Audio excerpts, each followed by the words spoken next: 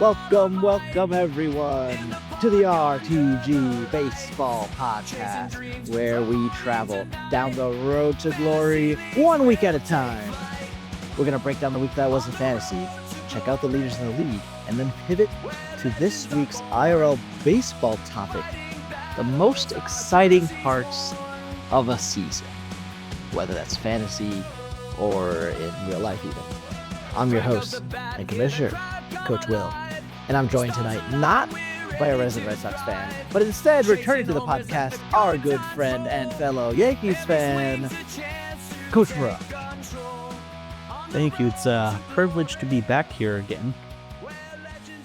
Yeah, we had to put some space between it. Like the vitriol about the then very winning manager Aaron Boone. Last we spoke, he had his team to in first place, many games over 500. So after you said such venom about him, we needed to give you some space. Yeah, and I'm only been proven 10 times more right. That's when we were playing good. Can you imagine how I feel right now? Yeah, it can't be good. That this is to take a step to it's the Yankees world. You got Yankees podcast hosts today. What an abomination. Just everything we've seen for 2 months. We lost a series to the Red Sox, swept, I believe, while we were doing well.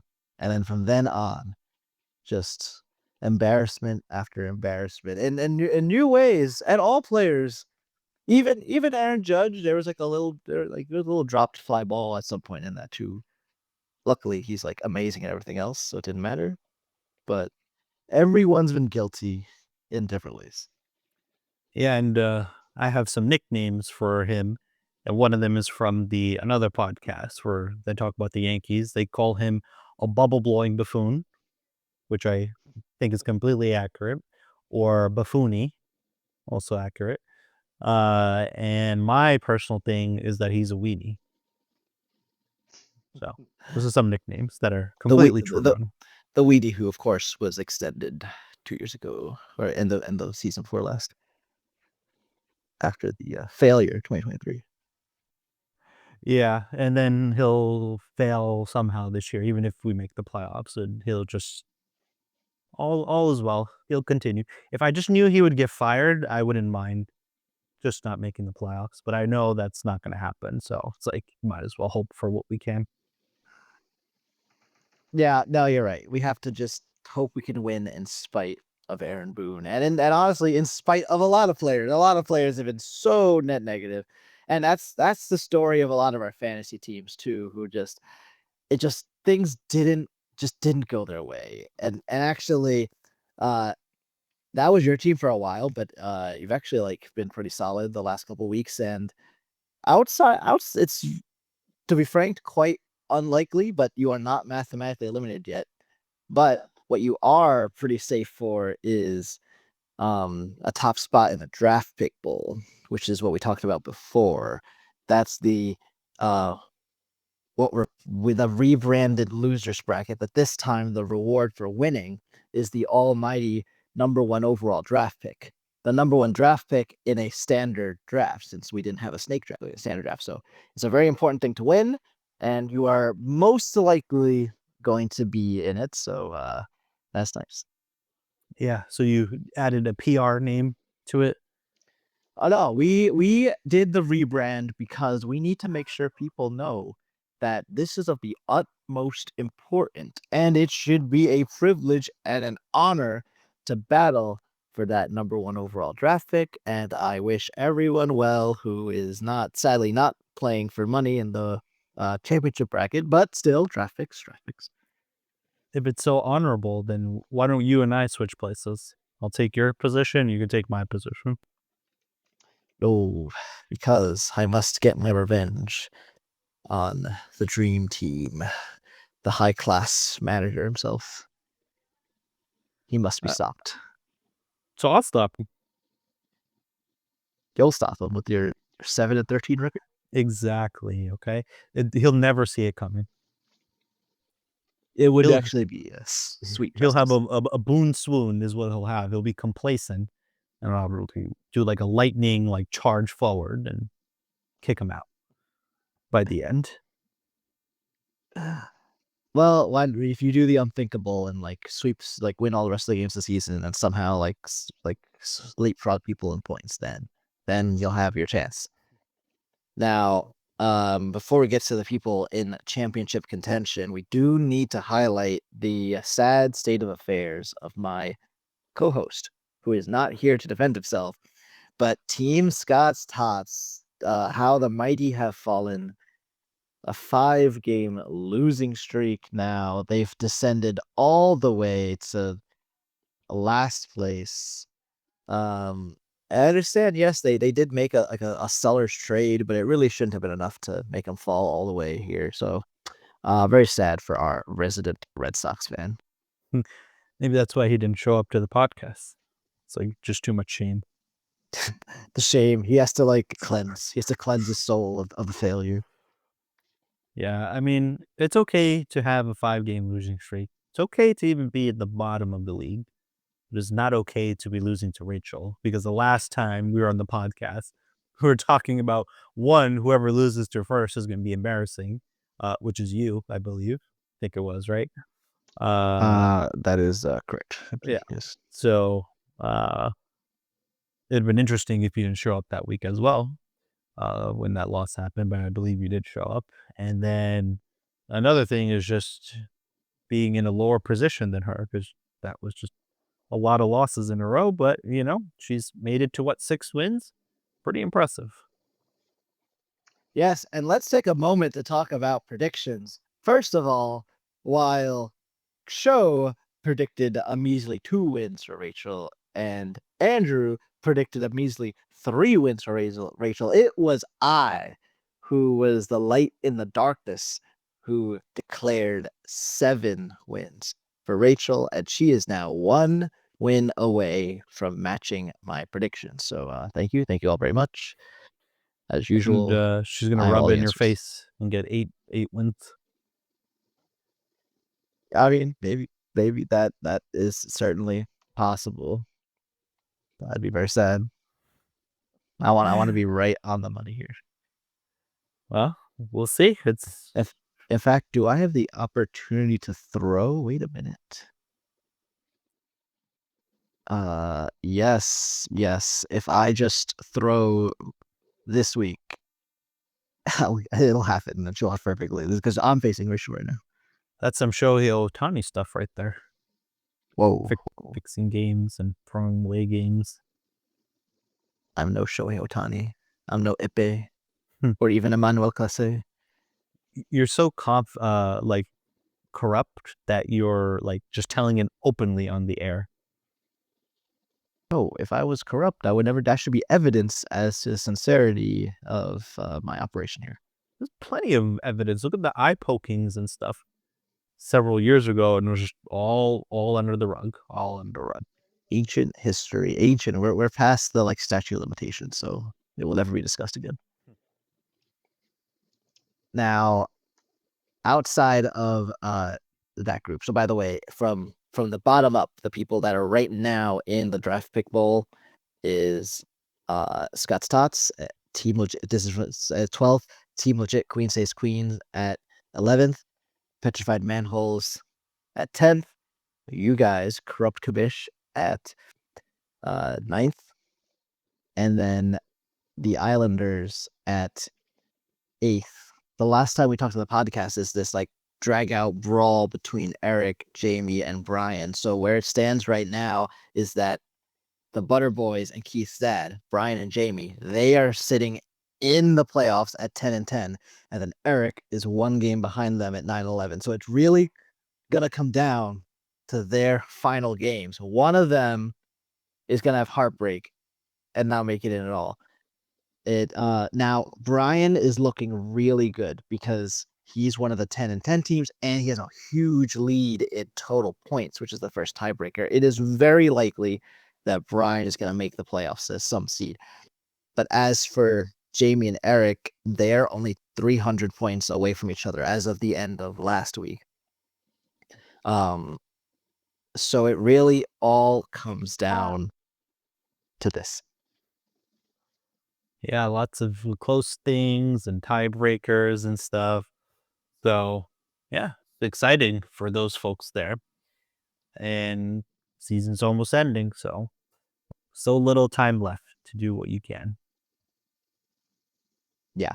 And to be honest, as your just and fair commissioner, it is exciting to see so much new blood like have a chance to be in these playoffs.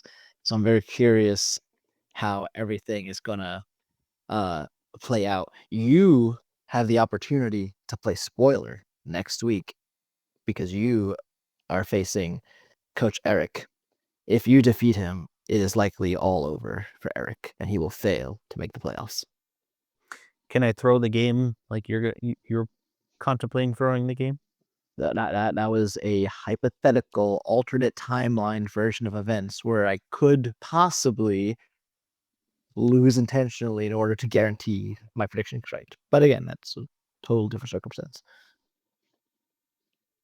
That's what you say. But yeah, I mean, sometimes those last things where you have no hope of like making the playoffs, but you can ruin somebody's hopes and dreams, can be exciting for you. Like for example, I think it was the Orioles and versus the Red Sox.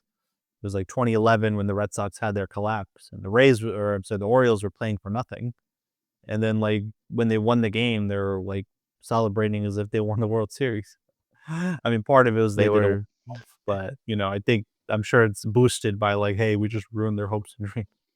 honestly top Yankee fan moment, even though it involved us being walked off ourselves that night.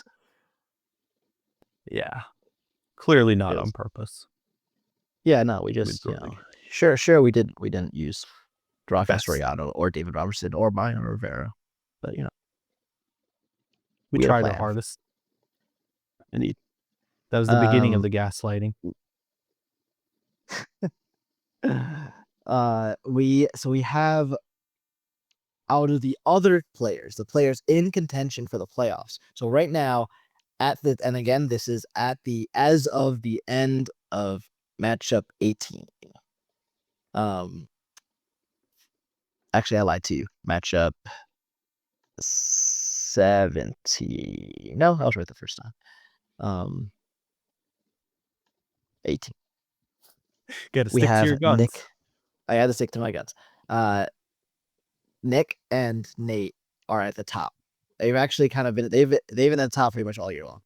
And it is a very, very well, I should say it's been a close fight between the two of them. I expect it to come down to the last two matchups of the year. In fact, may very well come down to the last matchup of the year because they're facing each other next week.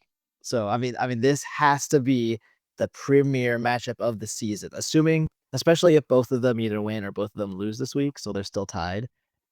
The number one seed will be on the line. And the value of the number one seed is, and this might have happened by coincidence over the years, but you may recall you're number one or number two seed, you advance to the semifinals immediately. That's always been true. But this year specifically, if you are the number one seed, you will face whoever the lowest remaining seed is in the semifinals. And it often works out that way anyway, but just know, like, if the number 7 seed does the impossible and gets all the way to semifinals, then you, the number 1 seed, are facing that number 7 seed for sure. And then the 2 seed faces whoever else is in the semifinals. So it is valuable. So next week, it's blockbuster television. I'm sure both managers are preparing their waivers to make sure they set up their teams the best they can. Although to be fair though, they have buys, so actually they have to like be thinking multiple weeks ahead if they want to do things like that for like the playoffs. For their own matchup, sure they could prepare their 2-start pitchers or whatever. It's just weird because this is like when your team is clinched, but like you're pushing for like that slightly extra like playoff position type of thing. Yeah, I mean, that's the, benefits of being the top. Your worries are about just, like, being in the proper position. and these bottom folks are just playing for their playoff lives. So, and the matchups work up. The big dogs are going to be playing at the end, so that'll be exciting. But only assuming if they both have the same result this week, right? Because they're tied, I think Yeah, you said. that's right. Yes. Yeah. So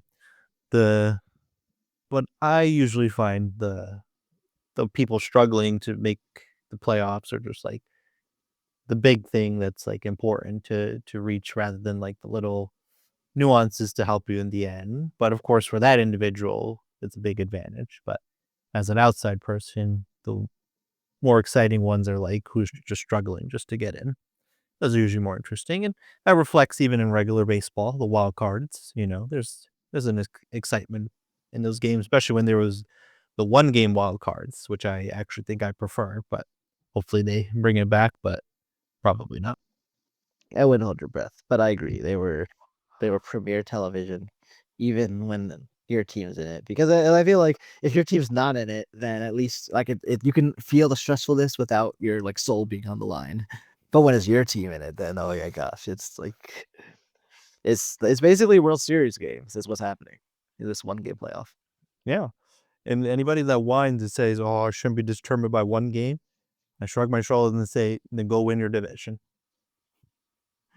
Stop your Especially if whining." you're a central team, you got all the ample opportunity to win your division. Opportunities just to take it year in, year out, but it's the race to the bottom for the Central. Except maybe this year the Tigers are far and No, yeah, away better. The Tigers, yeah, I didn't, I mean, I believe them, but I didn't believe in them to like continue, and they've been able to continue. So credit to them. Now, you said that maybe like jockeying for playoff position didn't really excite you as much as the jockeying for just being in playoffs at all. So let me see if I could pique your interest in this. In third place right now is Show.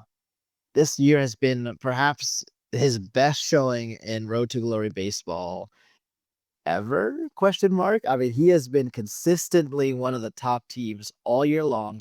He still has had his trademark injuries, but this time he's been able to power through those injuries. And he finds himself one game behind Nick and Nate. And uh actually only a little bit behind Nick, who's like the overall total points leader. So in the event of a tie, he might be able to surpass Nick. So he if he can win these last two games, he just needs one of them to lose. And suddenly he is in the top two. And remember what I just said. Nick and Nate are facing each other next week. So one of them is going to lose. I didn't think of that part there. So it all So comes down to this. If Show can win this week, he is in the top two. he just needs to win just one of the two. So he needs to win one of the two. And needs to win at least at either this week or next week. But if he wins this week, it's done because no matter what happens, like let's say first of all, if Nick or Nate loses, or if they lose this week, then he's already in the top two, and then he just has to. I think then it depends who was the one that won, and then go from there. But if they both win, let's say they both win, and Show wins, then next week Show is still one game behind both of them, and one of them's going to lose. Mm-hmm. If they both lose, then they're all three of them are tied, and then I think if he wins, so he might. Yeah, I feel like under the calculations, I feel like it must be that if he wins this week specifically, he's in. So I think it might be one of those things where if he loses this week, then it's not guaranteed. Because if he loses this week and then one of them wins, then it's no longer guaranteed. But if he wins this week, it is guaranteed. So and he is facing the number 4 team Matav, who's had a huge surge from his like bad start to the season. He's on a 6-game winning streak. So I mean, this is for this week's premier matchup. The premier matchup is Show versus Matav. Matav doesn't have that much interesting possibilities. I mean, he could lose his next two, but he should have tiebreaker advantages amongst anybody down there. So I don't think the playoffs are in jeopardy for Matav. But he likes to win, so I'm sure he's put out a good match, a good lineup this week. So all eyes on Show. Can Show get the job done? Yeah, we all like a good underdog. So, but of course, that's just playoff berth, like where you are. So, But it gets you I the s- bye, a direct path to the semifinals. yeah. It's definitely good, but not as good as the just getting in. What if I F- lose? So I told you that Brian, Jamie, and Eric are the ones jockeying for the last two spots down there. I'm one game ahead of them. So what if like they all win and I lose? And then it all comes down to this. I must beat Rachel to keep my spot in the Hmm. playoffs. Now the question is, would you want to throw it or just win for the playoff spot? Or sorry, actually I'm facing her this week. In that scenario, no, we gotta get the job done. We gotta win. Hmm. Well, in that case, that's just a personal vendetta. So it'd be nice to see you lose. So yeah, that would be good No. to see. Boy. I get to play spoiler because I'm facing Brian then too. So like I could, even though I think I told you like he should be fine, but obviously like if he loses both the games and the other guys win all their games, then it's it's a jeopardy. So we have a couple things going on. So just to recap, we've got you want to be well, first of all, you'd like to be the number one overall seed because that gives you the easiest path. After that, you'd like to be at least 1 or 2 because that gets you the buys to the semifinals. Then, if you're 3, 4, and 5, it's a pretty normal playoffs. You start in the quarterfinals, which is what we've always done. So it's just time for playoffs. The only difference is you are skipping. You just talked about a 1-game wild card. You're skipping the 6 versus 7 seed 1 week playoff that's happening. So I mean, you'd prefer to do that. So that's nice. And then 6 and 7, I just said it, they will face each other alone. No, none of the other championship bracket teams will play. All eyes will be on that 6 versus 7 matchup to see who advances to the quarterfinals. And that is our looking into the playoffs situation. I'm very curious what combination of teams we'll get, and then also in both brackets, honestly, in the championship bracket and the draft pick bowl to see how things shake out. And with the fantasy season getting close to its climax, I thought it was a good time just to reflect on not just this season, but any season. And this kind of relates to our IRL baseball topic of just exciting things that can happen in games and sports. But I was curious, like when fantasy baseball does excite you, like what parts of it does that tend to be? Regardless if it's at the beginning of the season, at the end of the season, in the middle of the season, is there anything that like it doesn't happen often, but when it happens, it makes the game great. Well, the number one best thing by and far is just winning it all in the end. Got the bragging rights saying you're number one. You got the big check coming in for the spoils for your wins. So that's definitely easily the best thing and probably the best feeling of fantasy. That makes sense. I mean, of course, like ultimate victory, getting through the playoffs, getting through a whole season. I don't know if you've ever participated in fantasy football leagues, but I admit they are wildly popular, but they're also very short because the football season's very short. It's only typically 13 weeks of matchups and then maybe 3 weeks of playoffs. Like it's fast. Um, this is way long, for better for worse. It's a grind to get through everything to maybe get a playoff spot and then to get through the chaos that is playoff baseball and actually make it to the end. So as a winner, I agree. Uh, awesome, an awesome feeling indeed. So that's the easy answer. And I guess something else that would be really exciting is just like a game that's just like back and forth with the scorings, and then all the way till the end.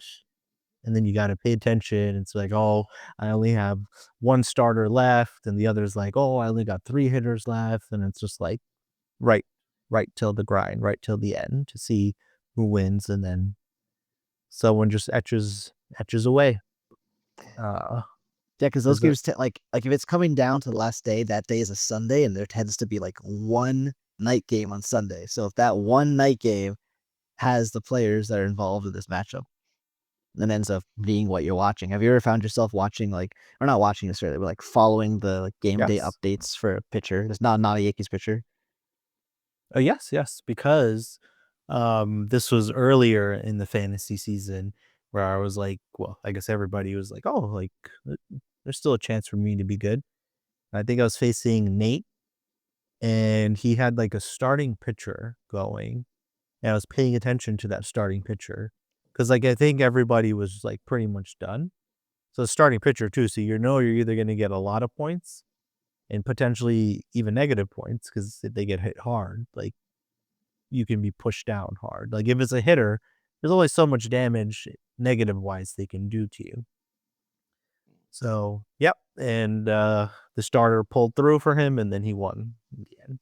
So Uh, there's that example, I've had perfectly. fun stuff where it's not like there's no more starters, but my opponent has a relief pitcher who could still pitch, but we don't know. I mean, maybe they'll pitch, maybe they won't.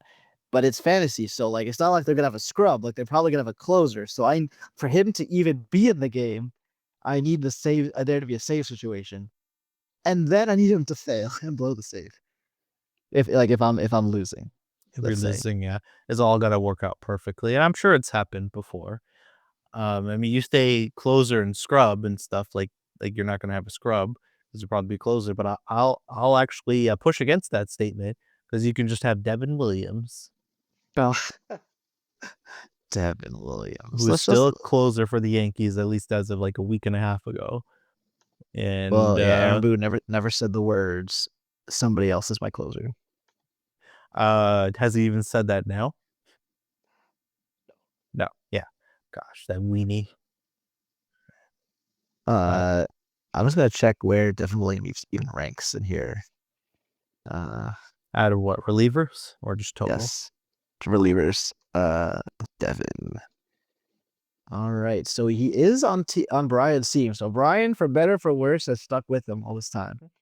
Let's He's see. fallen for the Boone logic. 9, He's 10, a Mets 11, fan. You should 12, have no 13, like 14, 15, you should know 16. better. Nobody falls for him, but if anything, maybe a Yankee fan can fall for him.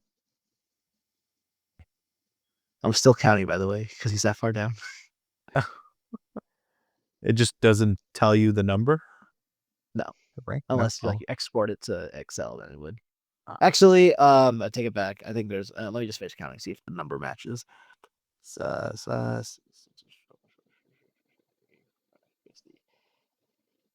he is approximately the 50th 5-0 relief pitcher. Disgraceful. I mean, But but out of how many though? I mean, this database has every relief pitcher in the sport, so it's a lot of Hundreds. reliefs. Yeah, Yeah, I hundreds. guess But think of it fantasy this way. wise. Yeah, we're not gonna roster hundreds of relievers. So if every team has 3 reliever spots and everyone actually puts relievers into them, then that would be 36 relievers. So hypothetically, you would not want someone ranked below 36. I'm surprised he's even ranked 50 because that means there's someone ranked like 102. Like that. Well, he's got the volume, He's actually like pitched at least. He is, if you're curious, he is next to the Tampa Rays closer, Pete Fairbanks. I He's thought Petey's been near. doing well. You know he has, but I guess he just hasn't had as many save opportunities. Let's see. Let's see what that looks like. I would just think the negative points would just drag him down, but I guess maybe Yeah. that's what Boone's looking at. He probably just look at the fantasy ranking. uh, he's a bit of a conundrum because did you know that Devin Williams like barely has any actual blown saves? Yeah, I did see that. That was weird, and he doesn't even have like that many losses against him. So because even if you win the game, like let's say you blow the save, but the game is still won, I think you're still slapped with the blown save. Yes, although yes, I think that's true. I And think it's the rare thing you could get like two decisions, blown save and win. yes, yes, that is true. But can you get a blow? You get a blown save, like let's say if the other team ties it, right? It's not if they just take the lead. Yes, but like it had to have been a safe situation, like when you got in. Yeah. Even if it's like the eighth, but it has to be 3 runs or less. Okay. So then I don't know. I I know like a lot of times, like even if he succeeded, he just gave up a lot of runs anyway. So it does put into question. It's like how does he not have worse numbers? But well, clearly we just know he's bad, and he's like a. Do you think he's like a negative WAR? He's he might be no, he's probably not negative. He's probably like a 0 or 0.2. I'll give you. Is that your guess or did you look it up? I don't know. It's just me just pulling it up out of thin air. All right. Oh wow, did I give him too much credit? Oh, I gave him too much credit. He has a less than 0 war. Oh my god. So negative. Negative .6 war on I was gonna say baseball reference. I was like he has to be like below wins above replacement. Neutral meaning because like he's just been that bad. Man, terrible. Well, credit to Brian for winning in spite of Devin Williams. Well, Maybe that's the key is like you just got to keep him in there. maybe. But But yeah, then so now I think Devin's not the closer, so like if you're not clearing saves, isn't it kind of hard to get guard the points unless like you're a starter or something? oh you get holds. It holds. You'll get points, just as many points for holds. Oh, okay, But holds are more volatile because they could just bring you in like a tie game, and then you're not gonna get a hold. right. So okay, well I guess if it ain't broke, don't fix it, and if it's broken, try to fix it. Boone doesn't understand that second one.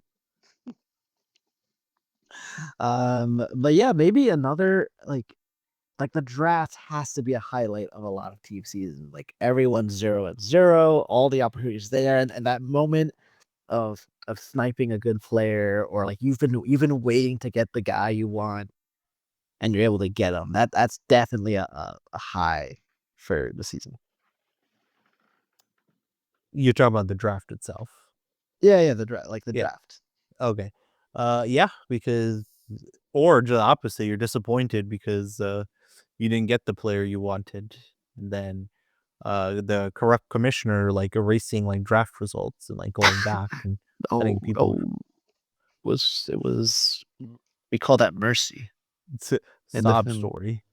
Sob story and like exchanging greasing other palms and stuff. Say, I'll give you a little bit of this and a little bit of that if you, manipulate the draft events. The league is compromised. fake news, fake news. Anyway, uh, I think uh like the thrill of a win streak is probably the next thing I can think of. Just like in like if you get to 5, 6, 7 wins in a row, you feel untouchable. You've climbed the standings. That's in such a volatile competition of fantasy baseball. If you can achieve a win streak, that's also gotta feel good. Kind of. I mean, I'm more of just the net result is the net result. So, in the end, you're still have your same record. It's just you got it in a non-linear way. But imagine you win streak your way into the playoffs, like you win your last 7 games.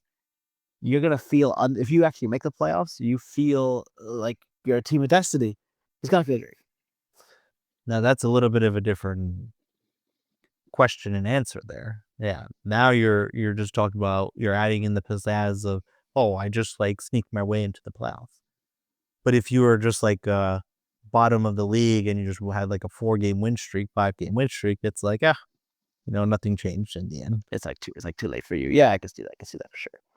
Yeah, so I don't know. So there's definitely like the thrills in fantasy that comes up. And really you're right. The ultimate is wins in the postseason, in the playoff. That's what's gonna get the heart racing. Even just you're setting your lineup, you're figuring out who you're gonna add in preparation Mhm. for your matchup in the playoffs. That's like the high intensity moments for Uh-huh. fantasy baseball. Yeah. And like it's probably the same just like in regular baseball. The managers, or if you're watching the playoff game, you're seeing who's on the lineup, who's pitching, you're gonna get those same kind of emotions. So yeah, that definitely it's get the veins pumping and stuff. And a lot of these games, unlike like real baseball, it's just one and done. Yeah, well, one bad day, like you take a -30 in one of them, and then boof, your season's over.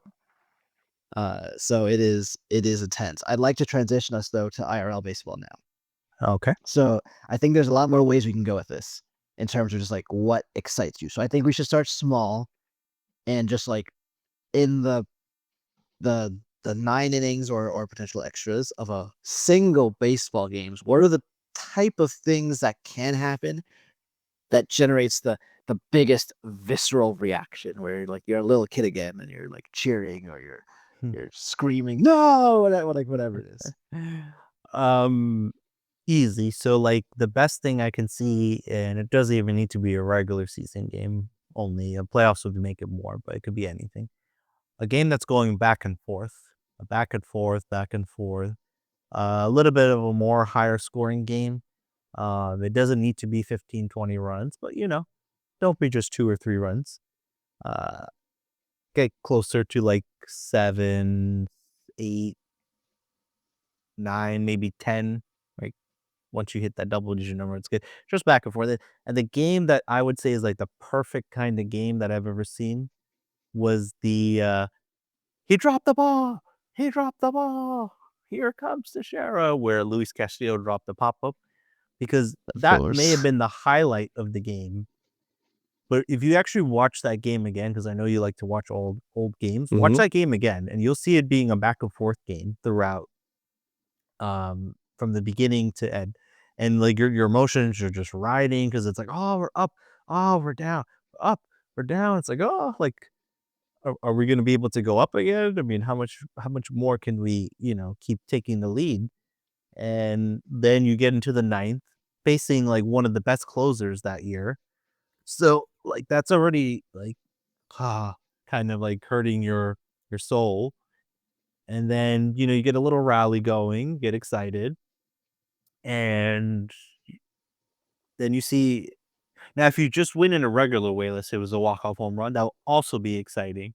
But this, because it's just you add a little pizzazz of this hasn't been seen before. Or just you really don't see this often, where it's a walk off win due to a pop up that is dropped. The old walk off pop up. Yeah, that is like just top moment ever too. That's a legendary moment if you're a Yankees fan. And what happens if you're a And Mets fan? well, then it is never spoken of again. So yeah, I totally agree. So the back and forth as well. I think I like kind of actively have grown to dislike the pitcher's duel. I think I liked it more Yeah, in same. the past. When I was younger Uh, too. but I mean, usually the pitcher's duel does. You know what it is? I think in a regular season game, I don't got time for the pitcher's duel. Like I want to see the action. When it happens in the playoffs, of course. Like now, it's less excited, but I'm just nervous for 9 innings as I watch things Yeah. transform. Because, like, even in a pitcher's duel, like, the chances are high that there's gonna be opportunities for the offense. They're just not cashing in, but you're still stressing because you're like, "Well, that guy is doing really well, so we can't allow this to falter right now." So I think I agree with you there, surprisingly, just like, yeah, like playoffs, like it can be fine. Regular season can kinda get boring. I told you what would be my favorite type of game, like the back and forth. Um, of course, because like I said, the pop-up thing, that's a legendary moment itself, but just look at the whole game itself, including Mariano blew the save that Yep, day yep. or whatever. Yeah, I guess it would be a blown save, and so, yeah, your hopes, like, you're hurt because that closer, I think he was perfect at that point, Rodriguez. That's So K-Rod. Yep. and he has a nickname, K-Rod. Like, oh, like, he got that nickname from somewhere. Yeah, yeah. So let's also talk walk-offs. So walk-offs of all kinds are gonna be exciting. I think Mhm. I think so you mentioned the bizarre walk-off, so we could throw that's the walk-off errors, the walk-off walk-off balk, walk-off catcher's interference came up for the first time in decades a couple weeks ago. Um, so those I think those are all like similar categories. Wheeling home, walk off. Okay, that put a pin in that. I mean, that might just win because that's not a mistake. That's I tried to do this and it worked. Like that's crazy. Um, so there's of the walk off hits. The walk off home run is just is so cool because usually the player knows it. He's just standing there. The players are sad. They're walking off. It's gone. Crowd screaming. It's amazing. And even in the era of many home runs, it's just not so often because walk off opportunities don't come up that often. Um, So that the walk-off home run's gotta be a strong contender. The walk-off hits, like the other types of hits, um, they're good too. So what do you think between the walk-off home run and the walk-off RBI hit? Probably the home run is better for me, but, I mean, the hits are good too. It's just you get to see, like, that power show and just, like, ball going in the air deep, deep, deep. So, I just prefer that a bit more, but not too much of a Well, difference I mentioned between. the hit just because there's the opportunity for a play at the plate, which you don't get with the home run. Mhm. Yeah, but with the home run, you might feel like, "Oh, is it actually oh, caught into the right fielder's glove." Con like John They even make Sterling, the like, warning tag. there John Sterling, "Oh, there it goes out of the stadium. Oh, wait. Oh, it's caught. What did What I up do wrong?" what did I do wrong? What what mistake did I make? Yes, yes. Yeah, I'm back and forth. I love the like this is a bad Yankees moment, but again, in the playoffs against the Mariners, when they walk us off, it's like Griffey coming around, throw to the plate, he is safe, safe with the play. Like even being on the losing end, like awesome Mhm, call, also like it, mhm, especially when like he might be safe, he might be out. You know what mhm. kind of ruins it though? Like replay review because a lot of these like why not Yeah. challenge. Yeah, I agree. I think there was something with us where, like, the other team was gonna challenge or did or didn't, I'm not sure, even though it was, like, for sure 100%, like, it there like, you can see it that it's not gonna work out, but it's like, "But why not?" So then, like, you kinda delay your celebrations and stuff, so I kinda get it, yeah, but, like, you need the game to be, like, accurate and stuff, so, I um, want the manager fined for every wrong challenge. it'll just be Then that included puts in some the pressure. contracts that the teams will just pay for it, so that will do anything. Or maybe just, like, even though, like, I don't agree with this, but the last play can't be challenged. 'Cause then it's like that excitement like you were mentioning, like, "Oh, walk off at the plate. Oh, wait, though, they're challenging." And everybody just standing there just No, like, "Okay." no, but what if like it's the like what if it's the opposite of the Jim Joyce where the game ends, it's a perfect game, but it's a missed call and it shouldn't have been a perfect game. But you can't challenge, now the game's just over. I don't think even if you can challenge, like, anyone's gonna do that anyway. Oh, but then he has a fake perfect game. We don't want that.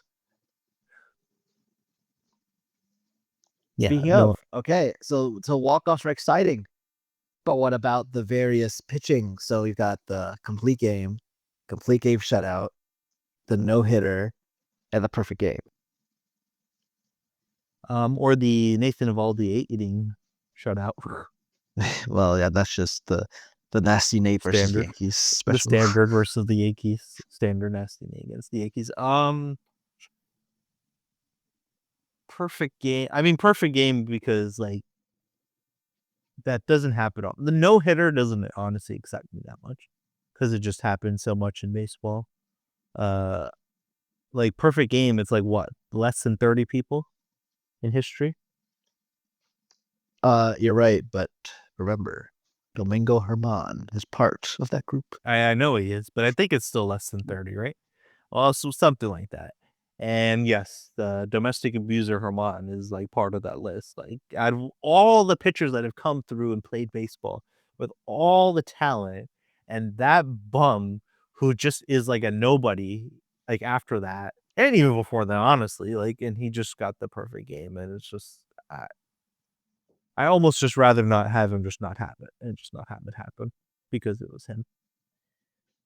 But it did happen. So, but yeah, Yeah, perfect games.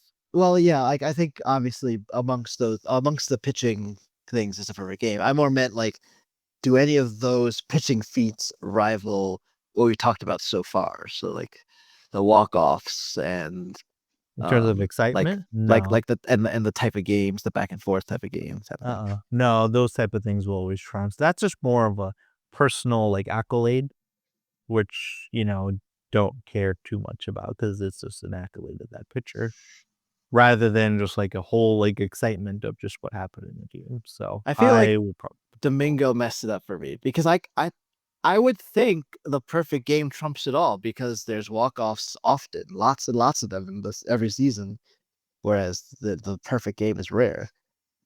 But you're right. Like when Domingo was doing that, I was like, really? Like I don't really want him to do it. It's kind of weird. mm. I mean, even if it was a pitcher that I like, it's just like, I don't know. I know it's more rare, but just because something is rare doesn't automatically mean it's, like, more exciting. Like, I'll be, like, jumping for like joy or like more excitable when it's like the walk off. Like I can assure you that he dropped the ball. He dropped the ball. I was jumping up and down while the Hermon or even just a perfect game in general. I don't think I'll be like that excited. Like the Corey Kluber no hitter. Yeah, the Corey Kluber no hitter that was good because I liked how immediately after that Eric sent you that trade, I cashing don't in even high know. I don't even know if he remembers this, but Corey Kluber threw his perfect game, and no then hitter. oh, sorry, the no hitter, and then like the next day, I get, or you like right after, I get the trade offer from Eric offering me Corey Kluber exchange for Jacob Degrom, like like prime uninjured Jacob Degrom. And the funny thing was, like you said, I don't think it was the next day. I think we were on the phone, and it was like that night. So he had to like search too. He's like, okay, like I know I'm gonna dump him or want to dump him. So who can I sucker? Oh, William, I could sucker off Jacob or Degrom, but luckily didn't fall for it. But terrible because Corey Kluber like was not good, and just got injured, unsurprisingly. But Yeah, no, you're right. Okay, I have some other ideas, but do you have any other like candidates for just excite not even most exciting, just other exciting things that can happen in a game? other exciting things, not extra innings. I don't like that as much because then just the game goes longer. Even before. Well, what about now when it has the ghost runner? No, it's even worse now because of my bias because the Yankees can't score people in runners in scoring position. Oh no, it's just It- It's just this rule just crushes us because we're like, oh, like we can't do fundamental baseball. We have to hit it like yard or something. Maybe if the runner was at third base, because then we're trying to swing for the fences, then we're okay at getting sac flies. But anyway, so yeah, no, I don't like extra innings before, and definitely don't like it now. But I understand the rule because you got to like finish the game quicker. Um, but some people might like it. I don't. Uh, Other exciting things, I guess, just something where things that don't happen often, and you kind of see that like catcher's interference, maybe like or a balk Catcher's for. interference. I don't feel like I'm getting out of my chair for catcher's interference. I mean, just in that moment, just like oh, like let's say it scores a run. That's true. Like I said, we just recently had like the first walk-off catcher's interference in Yeah, decades. but that was like the walk off category. Well, the Yeah, combination yeah, of the work. I only got excited for Jacoby Ellsbury. Once it became apparent, like that was his skill. So I was like, Yeah, he's done it yeah. again. The Ellsbury catcher's interference. Let's go. He else buries it on the catcher's mitt.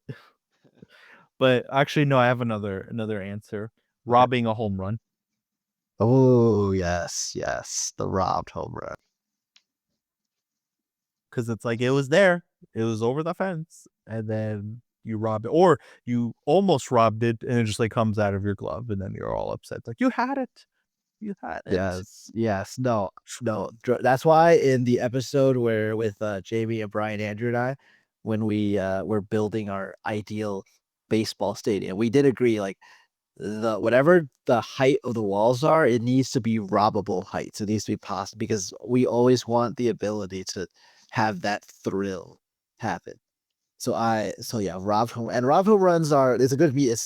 It's not it's gonna happen several times in the season, but like it might not happen once on your team this season. Like Yeah, I don't know that a Yankees outfielder has robbed a home run this year. If they have, it's probably Aaron Judge just because he's tall. He just like yeah. I don't stands over remember them. one. Just puts his hand up. It's already above the wall. Yeah, I don't know of any situations like that. But another thing too is like a defensive play, especially like to end the game. So it's the anti walk off, like you're preventing a walk off. Oh Um, yeah, yeah. so an example I'll give you. This was like 2019. I think it was against the Twins, and it was like if this hit went through because it was 2 outs. If this hit what happened, like they would have won the other team. But Aaron Hicks makes one of the most incredible catches like you'll ever see. He like tracks it, everything went perfect. Like he tracked it down perfect. His speed was just enough. He threw his body. He was just in that space, just perfectly enough, an inch or two farther, and he won't make the catch. Dives with all his might, reaches with all his might, and catches the ball and like lands and like obviously keeps the ball in It just like place. slides on the ground and Yep. everything. Yeah, I Yep. remember that. That was like the year where weird things happened in Minnesota. Yep. So, like those that's another thing to like make the where you just like really get jumped up and excited and stuff. So, um, Yeah, when that ends a game, I think it definitely rivals the various walk-offs. mhm. Yeah, Because because it's because not a it's walk good off. too.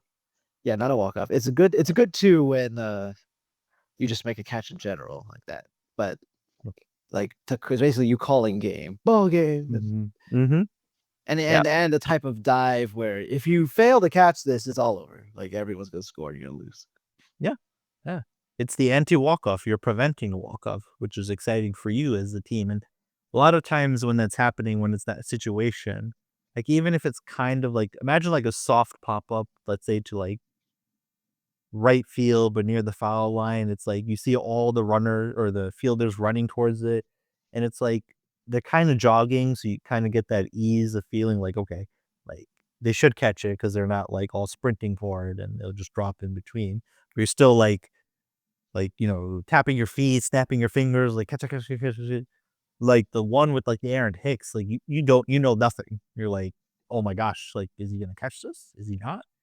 And you don't even know until like 3 seconds after the catch because first you catch the ball, then he has to hold on to the ball, and then you process in your brain like, "Okay, like, everything's good, right?" And the announcers be like, "Oh, oh, he's out. So yeah, that's definitely another big one on the list. Yeah, those are some great uh great examples of the this is why everyone loves baseball. There's so many ways you can get your excitement out of it.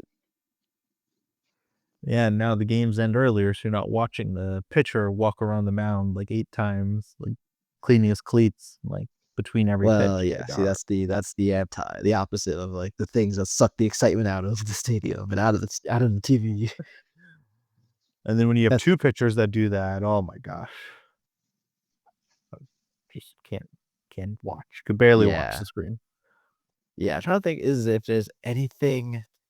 Um, I guess like the on the other end of it. So like heartbreak, such a slash being angry. Like some of the angriest I've ever been is the Alfonso Soriano double Yeah. pickoff.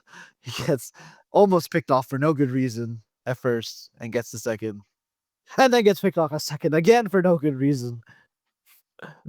As if, like, he's like a base stealer or something, and yeah, that's definitely infuriating because that was, like it was towards the end of the season, we're fighting for, like, our playoff lives, and you just give the game away like that. Yeah, that's definitely infuriating. Um, Another infuriating thing is just the infamous 5th inning No, of the World no. Series. Why even talk about this? Because that's part of it. You said the most infuriating things. Was that not infuriating? It was, yes, I was just hoping to never think of it ever again. The I know because disgrace. you mentioned that on the podcast, but when it's relevant, it's relevant. Yeah. So yeah, that's like an inning, a single inning that just everything goes wrong, and like so a lot of like the worst ones happen in the ninth inning. So this is just it's so bad that it's a fifth inning that stands out. The usually when you have an infamous inning, we talked about the one of K Rod versus A Rod. That's the ninth inning. So this was so bad that it's a fifth inning that will haunt me forever until maybe if we win a World Series, I can get over it. Maybe. Yeah, and the fact that because the game was over after that inning, because they tie it or did they take the lead? I think No, they no, took no, the no. lead. So they take the lead, but then we tie it, and then we take the lead. We have a one-run lead. We fixed it. It's all gonna be fine. But then in the eighth inning, Tommy Tanley comes in, and finally his like 50 changeups in a row stops working, and he like walks everyone, and eventually they score 2 runs to take back the lead. Well, I mean, I know that happened, but like honestly, the momentum was gone. Like you are already down in the series. They are they just you just had the worst inning, and I just even though you took the lead again, it's just you're just shattered at that point. Um, so but yep, so that's infuriating because like you have things where like you got an easy like fly out to center field, and your captain can't catch the ball. Like I mean, the only thing I can think of is that he really wanted to be the one to drop the ball on New Year's Day. No, no, no. He's like That's showing off the that's television. the Look, I can do it. so many people said me that on New Year's Eve just for no good reason. Just to take it out on us poor Yankees fans. What do we do to deserve this? Come on now. Um, Talk about our 27 World Series. No, A little bit of no. nipples. We're just happy about our history. It's fine. Proud of The our la- history. the only other thing I was just thinking, just it just popped in my head. Um, ejections and fights. That's gotta be exciting. Yes, actually, because I was thinking more of gameplay, but you hit it on the nose there. Because I can tell you, I'll give you an example. One ejection that I really enjoyed. It was the one where A-Rod got plunked by Ryan Dempster, 2013, and like just the whole thing leading up to it. I know where you're just talking about ejections in general, but the fact that he missed 3 times, hit him on the 4th time, and the umpire did not throw him out. It's like, okay, umpire, like, just show us your bias right there. Clearly, like, he's aiming for him. And then he does the worst thing possible. He warns both benches. I'm like, wow, he can't even retaliate later in the game because you get thrown out. And then you just see Joe Girardi sprinting out there with all his like speed and might, getting in his face, saying three times, and A-Rod just like there, like nothing he can do. He's just walking to first, seeing his manager have his back. That's when your manager should have your back. Not when there's a pop up to second base and then you get thrown out at first because you didn't make it back in time. Okay. That's not when your manager should have your back. Your manager should have your back then when you're getting hit and just clearly intentional. And then he gets thrown out and then win the game too, by the way, by that very same player that got hit. Can't make this stuff up. Yeah, sweet justice. That's kind of like, it's not exactly what we're talking about, but that's like a game long storyline. And like when that story is a good story, if it really satisfying, it's a great feeling. It's harder to like make that tangible to really define that, but this is an example of like a great injustice by a player who also committed his own injustice too. But in that moment, his manager is having his back no matter what, gets himself ejected, which doesn't solve the situation. Like the benches are still warned at that point. Yeah, I don't think he unwarned them. And then we come back and Aaron's playing a part of it. It's all good stuff. Unward them. Like, what do you do? Just point back at both benches? Like, actually, I take it back. Yeah, he points to himself. It's like, oh my bad, my bad. So it's fine. Oh, man. But to see the sad part is like, how you talk about injections and like that could be like get you pumped up as a fan, even as a Cool. player. But that doesn't even happen as much anymore because you got this buffoon getting thrown out all the time because he's complaining about balls and strike. Oh, because the umpires are making bad calls against us. Only us. It's the umpire's fault. It's not our fault because we suck. But let me just go and chirp and yell because my players, they can't be wrong. They're the only ones. They're getting bullied out there. Actually, We have didn't to even understand. Boone say that once? He said we're getting bullied. We're getting bullied a few As years a matter ago. of fact, he did. Such a weenie, such an excuse maker. That's why I cannot stand him. A weenie and excuses left and right. And then they say the words like, "We can't have any excuses," and they'll list like 30 excuses. Like, come on, come He blamed, like he was pressed about the number of errors Volpe has, and he blamed the official scorers. Be like, like a lot of those error calls can go either way. So he's actually not that bad. on. Okay, first of all, there's probably a lot more that went his way, and then second of all, uh, hello, there's called statistics. They look at like they rank your defensive metrics. And he'll probably find like one obscure thing. He's like, "Oh, Volpe's the best thrower when there's like one person out and like at like first base or like third base or something like that." And it's like, okay, dude, like, come on, enough of your Elite, nonsense. elite. Right. Just remember that Elite, he's leading the he's league effing in elite. errors. Does he ever defend it? How he defend like show some statistics like to defend that nonsense? No. No, he just says it, gets angry. How dare us? How dare you ask that question? How dare you question Volpe? Um, More like how dare we like you just not admit it is really the answer. And then you got this ownership with like, yeah, I like when he gaslights the fans and lies to them. Clearly it's working. I'm making the most money I've ever been. Yeah. Well, so this is a good time then to finish this up with the ultimate question. We've named a whole lot of different ways that baseball games or like moments, storylines can excite you. So, if and when New York Yankees manager Aaron Boone were to be fired, will that moment that you hear about that rank above any of the or like all the things that we talked about? Like in terms of excitement. Yep. Uh it's kind of different. So I don't know. It's kind of hard to say that because you didn't win anything. You just got rid of like the biggest ranch of trash has never walked into like Yankee Stadium. And I want to put this on record here. I would erase the 2003 home run. We lose that game if it meant that this buffoon was never a manager of this team.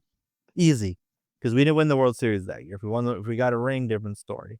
I'll put it on record here that I would get that Weenie never wears the pinstripes as a manager. I would take that home run away in a heartbeat. But So well, admittedly. but consider by us failing, we've given our hated rivals the opportunity to break their curse and win a year earlier. Go ahead. Go win the year earlier. I can't stand this. This is how much I hate this man. I don't think you know how much hatred I have for him. Do you Straight still up lies to the do fan. you still have the YouTube clip saved on your phone? No. You talking about when he hit his home run? Yes. No. I don't watch that no more. That is how much I used to watch that so much in college. It really got me pumped. Like, even though I never watched it live, just like understanding that moment and just the situation, and it just got me so excited. It was one of my favorite Yankee Oh, moments to like relive. there it And goes. It's on its way, and the Yankees are he's like, going to the going to World the World Series. Series. Aaron Boone. And I think maybe since he's become manager, I think I've seen it maybe less than 10 times. That's pretty low. I probably saw it 20 times a year in college, maybe even more. So, yep, that is how much I hate that man. And the more angering part is that I know he's not going anywhere, no matter what. Especially if you just make the playoffs, like that's all they'll just run on. Oh, we made the playoffs. It's a crapshoot. Funny that we never win the crapshoot. I thought that's how it works. It's just like by chance, but maybe it's just like we suck, not talented, don't have fundamentals. There's never that answer. Yeah. So that's the most inferior. I would throw this season away, also in a heartbeat, if I knew that man would be gone. Easy peasy.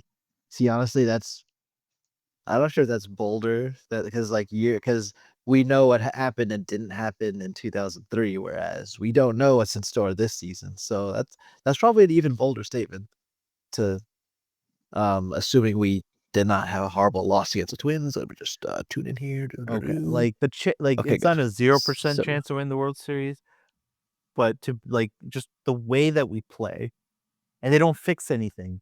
That fifth inning stuff, that's still happening this year. Sloppy plays, not paying. Austin Wells, he didn't know how many outs there were. He was standing at second base. He thought there was 2 outs. No, it was the second out was made, not the third out. Where he was like lollygagging back to the dugout and then gets thrown out for the third out. It's like, are you serious? Like, don't you get paid enough money? Don't you know how to play the game? Are you not, I mean, he probably got a lollipop from Boone. It's like, oh, don't worry. You'll get him next time, Slugger. You'll let like 10 base runners get, to second base before you throw them out. So, yeah, there's been so many just egregious like any one of these things should have been the rock bottom. And instead there's been like more bottoms. 15 bottoms, whether it's remember Yorvit Vivas while he was on the roster, who should be fighting for his life for a playoff spot, tags up from second and just jogs, doesn't slide, and just gets thrown out by Acuna from right field. And he never even noticed. Like he flinches because he doesn't expect the ball to be thrown. He just gets tagged out before he steps on third base.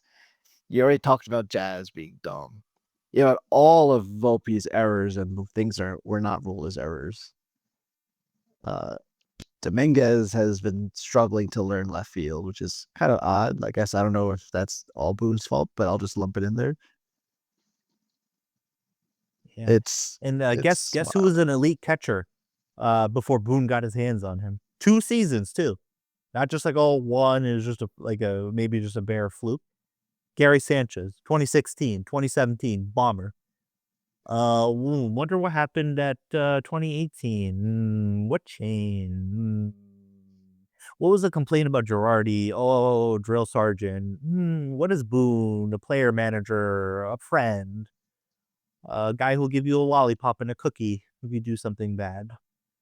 And then people say he does things behind closed doors. Okay, even if he does, it's not working. Clearly, they're just laughing at him inside. It's like, oh, what's he gonna do? One, and then two, and then he did the worst thing, and he goes yells at the first base coach, oh, in front of the cameras.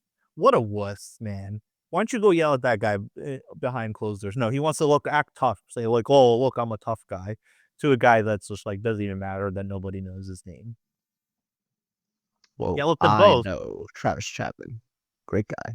Yeah. Maybe Well, he'll be the new manager when if Aaron Boone ever fire. All I'm hearing is it's getting pretty close between the crazy back and forth game, walk off home run, and the just overwhelming relief and joy if you were ever to hear that Aaron Boone's fired.